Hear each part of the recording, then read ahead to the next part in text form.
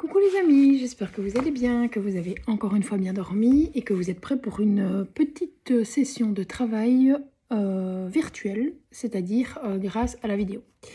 Alors, tout d'abord, je voudrais vous féliciter dans l'ensemble pour votre travail d'hier. D'une manière générale, ça s'est très bien passé. J'ai reçu beaucoup de retours. Alors, peut-être pas encore tous les retours, mais c'est pas grave. Je vais organiser le travail pour que vous compreniez mieux ce qui est envoyé. Mais d'une manière générale, je trouve que vous avez bien travaillé, que vous avez essayé de faire ça comme il faut et que vous avez été consciencieux. Je suis super fière de vous. J'espère que votre ressenti et votre retour est positif aussi, parce qu'alors ce serait vraiment le summum. Si je peux vous donner un ou deux petits conseils par rapport à ce que j'ai observé hier, c'est que vous devez absolument, moi je dois absolument aller me coiffer, ça c'est sûr. Confinement pour les cheveux, c'est pas terrible. Vous devez absolument bien regarder la vidéo. Alors il y en a qui l'ont fait super bien. Il y en a moyen. Toutes les consignes sont données dans les vidéos, toutes les explications, tout ce que vous devez envoyer. Il y en a beaucoup qui ont fait des exercices qu'il ne fallait pas faire. Alors oui, c'est vrai, j'avais mis des feuilles derrière mardi, mais je me suis rendu compte, j'ai expliqué dans la vidéo, qu'il y avait trop de feuilles. Donc j'ai adapté. Mais il y en a qui ont fait toutes les feuilles alors que c'était pas nécessaire. Il faut vraiment bien écouter les consignes de la vidéo. Il faut chaque fois vous mettez sur pause, vous faites l'exercice et puis vous continuez. C'était la première fois, ça va venir. Je suis sûre que vous allez y arriver. Ok? Donc voilà. Alors aujourd'hui, je vais vous donner le programme de la journée, de la session de travail en tout cas. On va commencer par faire un... Vous allez commencer par faire un carré de table. Là, vous n'aurez pas besoin de moi, il faudra mettre la vidéo sur pause. Ensuite, il faudra visionner un petit rappel sur les angles de ce que vous m'avez fait hier grâce à vos photos. Ensuite, encore quelques exercices sur les angles. Et puis, on découvrira quelque chose de nouveau en conjugaison. D'accord? C'est parti, on y va.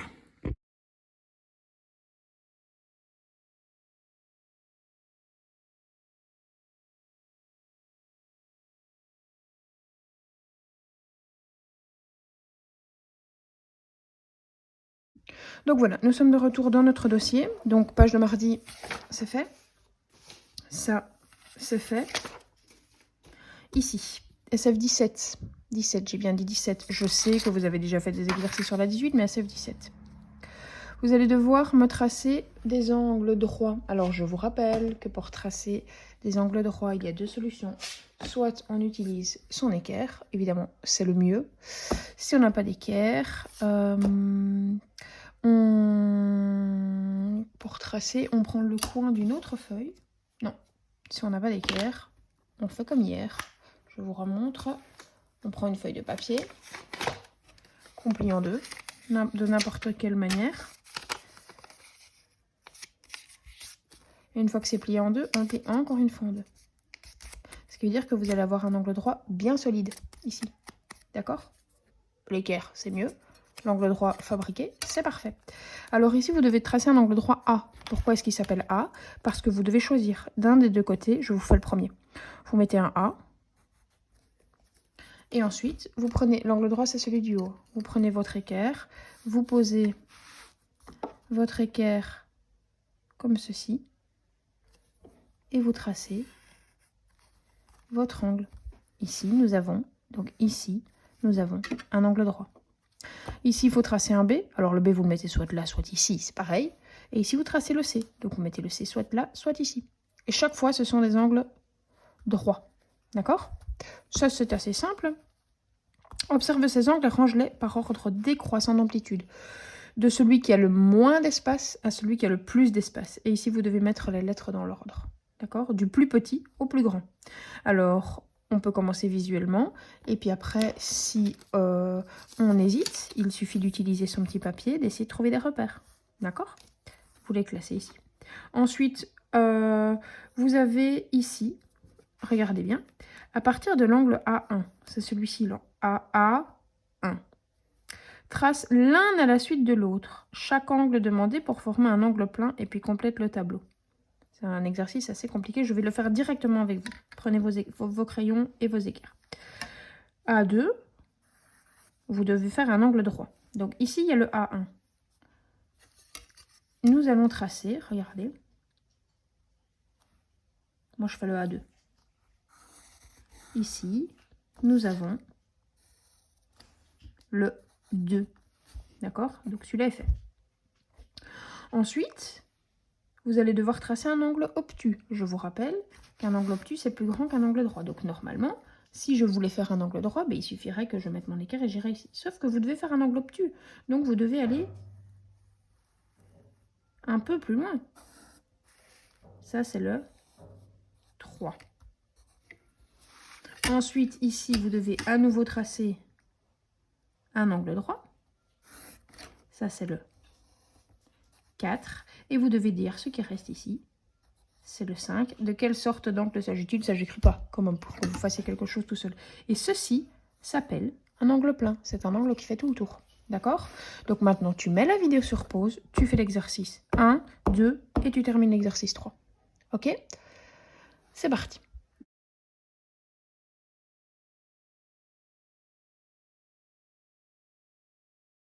C'est parti pour la correction collective. Il ne faut pas m'envoyer de réponse. Ici, tu suis la correction collective.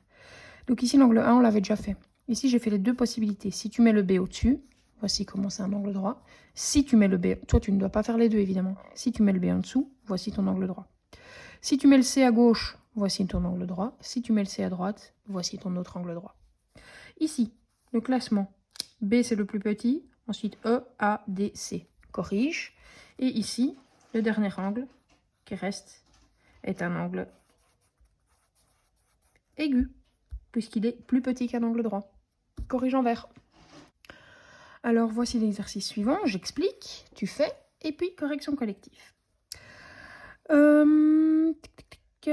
Alors, on parle d'une équerre articulée. Donc ça, nous n'utilisons pas. Hein. Nous allons simplement utiliser une équerre ou un angle droit que nous fabriquons. Et nous devons les classer du plus grand au plus petit. De nouveau, tu peux commencer barre. Bon, tout le monde a bien vu que c'était le A le premier. Après, observe bien les autres et essaye de les classer dans l'ordre. D'accord? Fais-le maintenant. Attention les amis, j'ai fait une petite erreur. Il s'agit bien d'un ordre croissant, du plus petit au plus grand.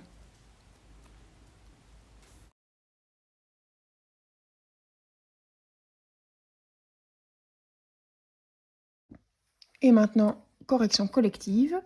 Nous avons ici d'abord l'angle A, ensuite le F, le E, le C, le B et le D.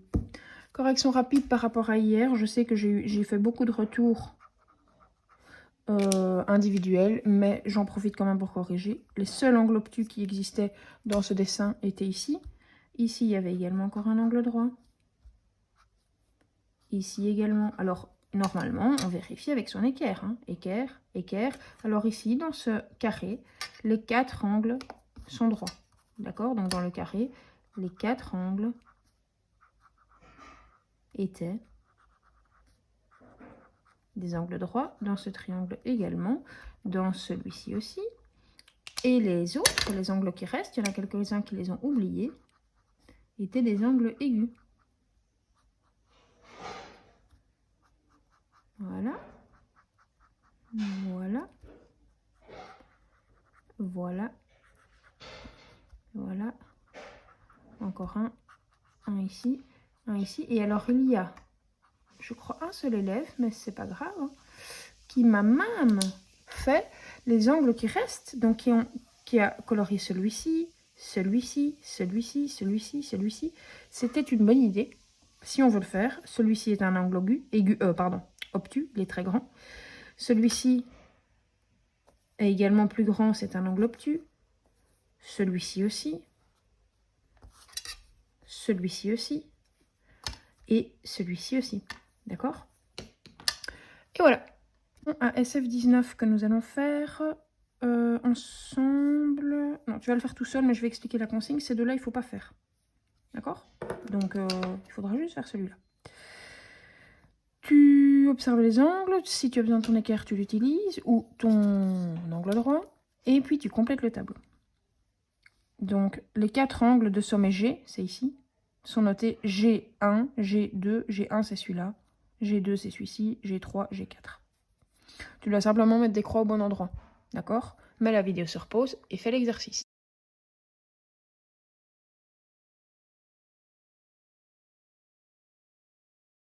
Maintenant, nous passons à la correction. Alors, le A est un angle aigu. Le B est un angle droit. Le C est un angle, il est plus grand, donc c'est un angle obtus. Le D est un angle, il est beaucoup plus petit, aigu. Le E, tu vois bien qu'il est beaucoup plus grand, c'est un angle obtus. Le F, on vérifie avant de dire, est un angle droit. Alors ici, G1, celui-ci, il est plus petit, c'est un angle aigu. G2 est un angle obtus. G3 est un angle aigu. Et G4 est un angle obtus. Ces deux-ci, il ne faut pas faire. Alors, pour cette feuille-ci, il existe plusieurs réponses différentes. Donc, tu vas faire l'exercice et tu vas m'envoyer la photo. Je fais le premier, comme ça tu as un exemple. On te demande de tracer un angle droit. Alors, il y a plein de réponses différentes. Ceci est un angle droit. D'accord? Mais, j'aurais pu très bien faire ceci. D'accord? Est-ce que je pouvais prendre celui-ci et celui-ci? Non. J'aurais pu également faire, regarde, ceci. Et il y en a un quatrième qui était possible. J'aurais pu également faire ceci. D'accord? Donc il y avait 4 possibilités. Moi, je ne t'en demande qu'une. Ici, tu dois m'en trouver un obtus, un aigu, un plat et un plein. Et ensuite, tu me les ranges dans l'ordre du plus petit au plus grand. C'est parti. Et là, tu m'envoies la photo de ton travail.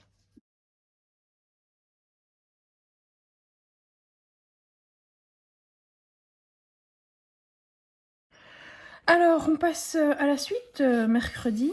Je te rassure, nous ne ferons probablement pas toutes les feuilles non plus. Alors, si ce n'est pas déjà fait, c'est maintenant qu'il faut que tu le fasses. Je vais le faire et je vais t'envoyer la photo de la correction. Comme ça, tu pourras corriger ton carré et tu m'enverras la photo avec ton temps et ton résultat. D'accord? Alors, nous passons maintenant à la conjugaison numéro 13. Nous allons essayer de travailler comme en classe. Donc, je vais lire avec toi le texte. Je vais lire les questions. Chaque fois, tu essaieras de trouver la réponse avant que je la donne. D'accord? Alors, les enfants sont arrivés à Marcinelle, où ils ont visité l'ancien charbonnage. Marcinelle, c'est une ville de Belgique près de Charleroi. Le charbonnage, c'est un endroit où on va chercher du charbon dans une mine. C'est ancien parce que ça ne fonctionne plus maintenant. Les filles sont entrées dans les anciennes maisons des mineurs et y ont admiré d'anciennes photos du lieu. Carla s'est étonnée de la beauté du paysage. Ça, c'est le texte. Situe dans le temps. Alors, est-ce que le texte se passe dans le passé, dans le présent ou dans le futur? Essaye d'abord de répondre. Les enfants sont arrivés à Marcinelle, ils ont visité, les filles sont entrées. Est-ce qu'on peut mettre hier, aujourd'hui ou demain devant la phrase? Est-ce qu'on dit hier les enfants sont arrivés, aujourd'hui les enfants sont arrivés ou demain les enfants sont arrivés? Alors, il y en a 2 qui fonctionnent, mais ce texte-là se passe dans le passé. Souligne les verbes conjugués. De combien de mots sont-ils composés? Alors, les enfants sont arrivés à Marcinelle. Utilise ne pas. Les enfants ne sont pas arrivés. Verbe sont arrivés. Ou ils ont visité l'ancien charbonnage. Verbe. Vas-y. Alors, visiter n'est pas tout seul. Hein. Ont visité. Les filles sont entrées dans les anciennes maisons des mineurs. Les filles sont entrées et y ont admiré d'anciennes photos du lieu. Admirer, ça va avec ont admiré. Carla s'est étonnée de la beauté du paysage. Le verbe c'est étonner, mais attention, ici c'est étonné. À chaque fois, ils sont composés de sont arrivés, ont visité, ont admiré et étonné, sont enterrés. Chaque fois, 2 mots. Alors, dans les 2 mots, si tu regardes bien, le premier est toujours Encadre l'auxiliaire. Mais je viens de le faire, je l'ai entouré, je viens de le faire. Sont, on, c'est, on. J'aurais dû te laisser faire, j'étais trop vite. De quel infinitif s'agit-il? Ici, c'est quel verbe ça? Les enfants sont, c'est être. Ici, ils ont, c'est quel verbe? Avoir. On, avoir. Elle sait, être. Et ils sont, être. Donc c'est soit être, soit avoir. À quel mode et quel temps sont conjugués ces auxiliaires? Alors ici, nous sommes dans l'indicatif du passé composé. Indicatif du passé composé. Il est composé tout simplement parce qu'il y a toujours deux mots et on est dans le passé. D'accord? Classe ces formes verbales dans le tableau selon l'auxiliaire utilisé et trace une croix dans la bonne colonne. Alors, sont arrivés. Est-ce que c'est un temps simple, un temps composé? Un mot ou deux mots? Sont arrivés. Deux mots. Ont visité. Simple ou composé? Deux mots. Composé. Sont entrés. Essaye de répondre avant que je donne la réponse. Hein. Combien de mots? Deux. Composé. Ont admiré. Temps composé. S'est étonné. Deux mots aussi. Alors, est-ce qu'on utilise l'auxiliaire être ou l'auxiliaire avoir? Ils sont. Être ou avoir? Être. Ils ont. Choisis. Avoir. Sont, c'est le même qu'ici. Être. Ont, c'est le même qu'ici. Avoir et est. Voilà. Donc, petit récapitulatif pour cette page-ci. Le passé composé est un temps du passé et il est composé en deux mots. On l'utilise très souvent dans le langage oral. Donc c'est un temps qu'on connaît très bien parce qu'on l'utilise tout le temps. Il va juste falloir apprendre à l'écrire. Temps du passé, en deux mots, on utilise toujours être ou avoir et on l'appelle un temps composé. Sur la page 14, on continue. Dans les verbes soulignés à l'exercice 1, lequel des deux mots te permet de retrouver l'infinitif? Alors, est-ce que c'est le premier? Regarde. Sont arrivés. L'infinitif. C'est quoi? C'est sont ou c'est arrivé? C'est arrivé. D'accord? Donc, c'est le deuxième. D'accord? Alors, on l'appelle le... Ça, je vais te le dire. On l'appelle le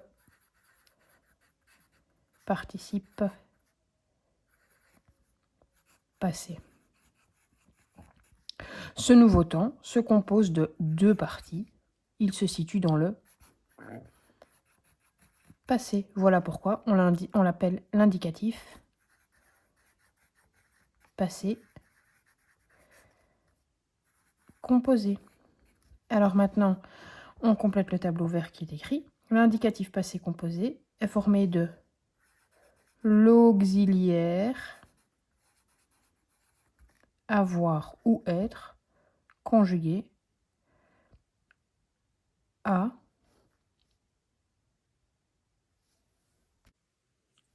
ici, on complète le cadre vert. L'indicatif passé composé est formé de l'auxiliaire avoir ou être qui est conjugué au. Alors A, L, c'est pas juste. Hein. C'est au. Il est au présent et d'un participe passé. Descendu, sorti, retourné, resté. D'accord? Super. Alors, ici, on te demande de retrouver tous les infinitifs. Tu vas mettre la vidéo sur pause et tu vas le faire tout seul. Il est passé, ça vient du verbe passer. C'est assez simple. Mets la vidéo sur pause et remets la vidéo sur play quand tu as fini.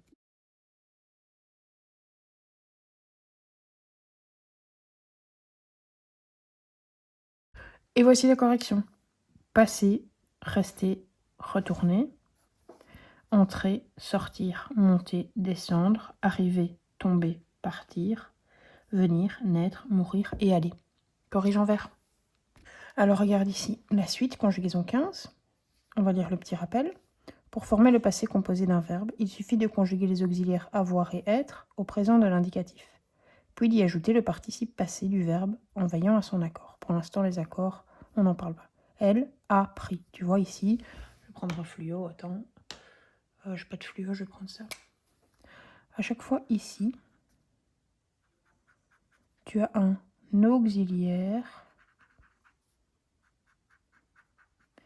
qui est au présent. Et ça, évidemment, c'est facile, on le fait depuis très longtemps. D'abord, on met l'auxiliaire au présent, ensuite on trouve la fin. Tu vas voir, ça va venir tout seul. Tu vas faire cette feuille tout seul. Je lis toutes les consignes. Souligne les verbes conjugués au passé composé de l'indicatif. Je fais la première phrase pour te mettre sur la voie. Hier, le soleil a brillé toute la journée.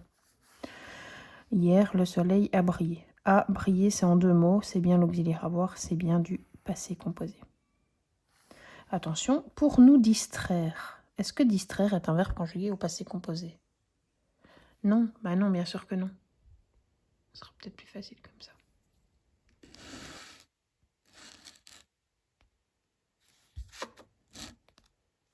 Distraire, c'est un infinitif, donc il ne faut pas. Maman a organisé une promenade en forêt. Maman a organisé, 2 mots, avoir et organiser, je peux souligner.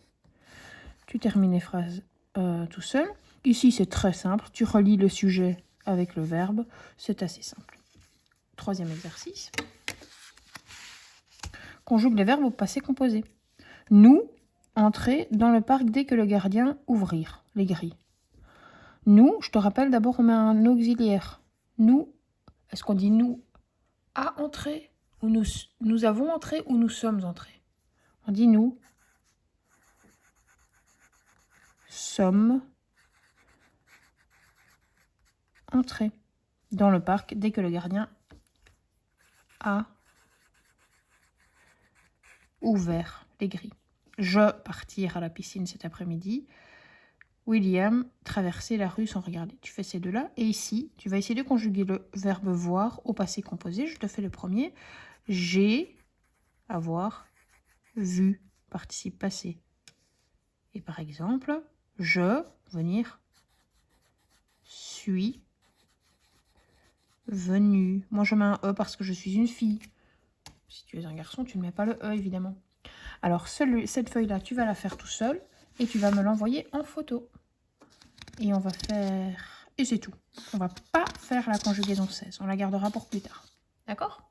C'est parti.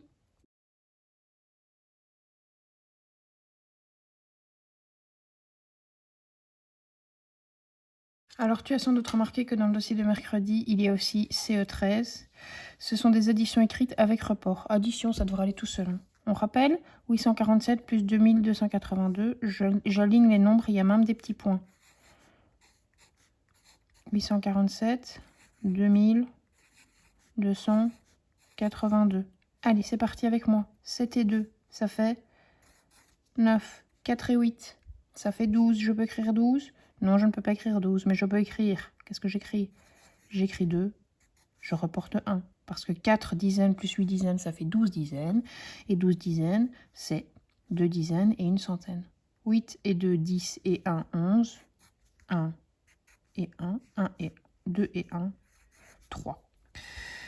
C'est parti, tu me fais CE13 et tu me l'envoies. Allez, courage, après ça, c'est terminé.